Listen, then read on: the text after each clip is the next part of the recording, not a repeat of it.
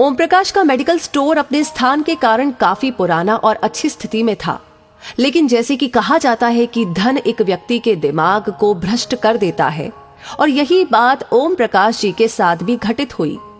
ओम जी बताते हैं कि मेरा मेडिकल स्टोर बहुत अच्छी तरह से चलता था और मेरी आर्थिक स्थिति भी बहुत अच्छी थी। अपनी कमाई से मैंने जमीन और कुछ प्लॉट खरीदे और अपने मेडिकल स्टोर के साथ एक क्लिनिकल लेबोरेटरी भी खोल ली। लेकिन मैं यहाँ झूठ नहीं बोलूंगा कि मैं एक बहुत ही लालची किस्म का आदमी था, क्योंकि मेडिकल फील्ड में 2 गुनी नहीं बल्कि कई गुना कमाई होती है। शायद ज्यादातर लोग इस बारे में नहीं जानते होंगे कि मेडिकल प्रोफेशन में 10 रुपए में आने वाली दवा आराम से 70 से 80 रुपए में बिक जाती है। लेकिन अगर कोई मुझसे कभी 2 रुपए भी कम करने को कहता तो मैं ग्राहक को मना कर देता।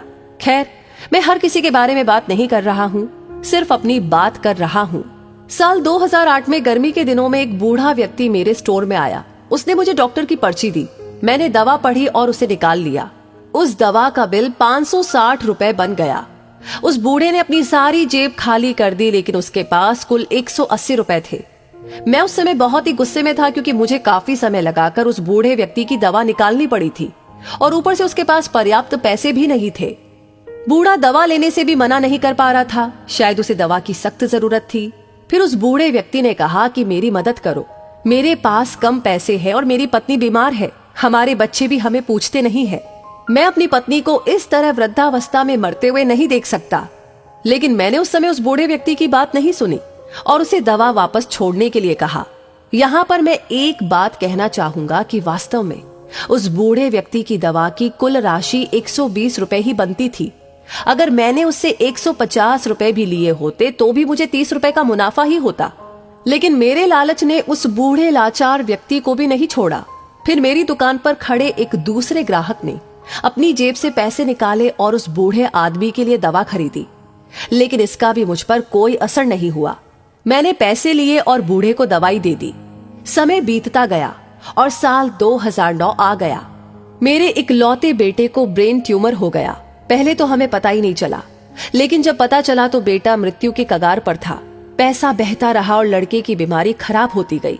प्लॉट बिक गया, जमीन बिक गई और आखिरकार मेडिकल स्टोर भी बिक गया। लेकिन मेरे बेटे की तबीयत बिल्कुल नहीं सुधरी। उसका ऑपरेशन भी हुआ और जब सब पैसा खत्म हो गया तो आखिरकार डॉक्टर्स ने मुझे अपने बेटे को घर ले जाने और उसकी सेवा करने के लिए कहा। उसके बाद 2012 में मेरे बेटे का निधन हो गया। मैं जीवन भर कमाने के बाद भी उसे बचा नहीं सका। 2015 में मुझे भी लकवा मार गया और मुझे चोट भी लग गई।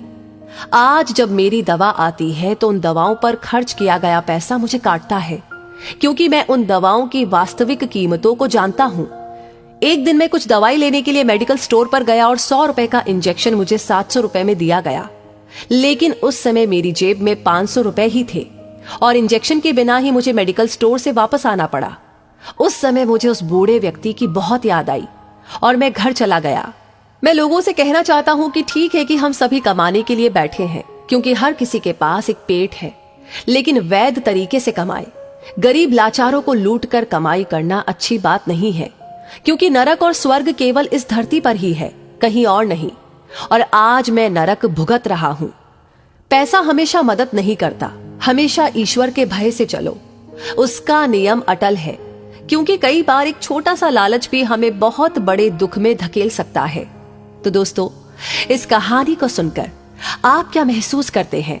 अपनी राय हमें जरूर बताएं और इस वीडियो को ज्यादा से ज्यादा शेयर करें। आपका हर एक लाइक, हर एक शेयर और हर एक कमेंट हमें मोटिवेट करता है ऐसी ही प्रेरणादायक वीडियो पर काम करने के लिए, मेहनत करने के लिए। साथ ही हमारी हर वीडियो को सबसे पहले पाने के लिए हमारे पेज को फॉलो करना ना भूलें। धन्यवाद।